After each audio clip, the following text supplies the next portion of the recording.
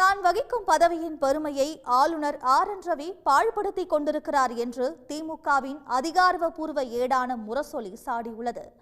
ஆளுநர் போன்றோரின் நரித்தனங்களை வாளறுத்த பூமி தமிழ்நாடு என்ற தலைப்பில் முரசொலி வெளியிட்டுள்ள கட்டுரையில் அம்பேத்கர், பெரியார் படங்கள், சிலைகளை அவமதிப்பவர்களை மிஞ்சிடும் வகையில் வள்ளுவருக்கு காவி பூசி விபூதி பட்டை அணிவித்து ஆளுநர் ரவி மரியாதை செலுத்தியிருப்பதாக கண்டனம் தெரிவிக்கப்பட்டுள்ளது. தமிழ்நாடு அரசால் ஏற்கப்பட்ட திருவள்ளுவர் படத்திற்கு கடந்த ஆண்டு ஆளுநர் ஆர்.என். ரவி மரியாதை செலுத்திய நிலையில் தற்போது தடுமாற்றம் ஏற்பட்டது ஏன் என்றும் முரசொலி கேள்வி எழுப்பியுள்ளது.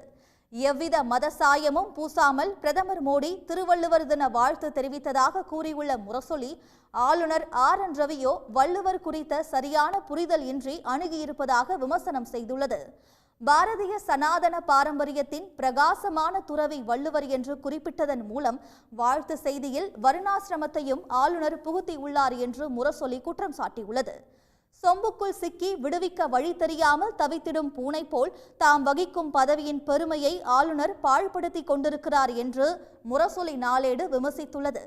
தமிழ் மக்களின் உணர்வுக்கும் தமிழ் கலாச்சாரத்திற்கும் எதிராக ஏதாவது ஒரு வகையில் போர் தொடுப்பதை ஆளுநர் தனது லட்சியமாக கொண்டிருப்பதாக குற்றம் சாட்டியுள்ள முரசொலி, ஆளுநர் ரவி மட்டுமல்ல, அவரது எஜமானர்கள் ஆட்டம் எல்லாம் தமிழ்நாட்டில் எடுபடாது என்று எச்சரிக்கை விடுத்துள்ளது.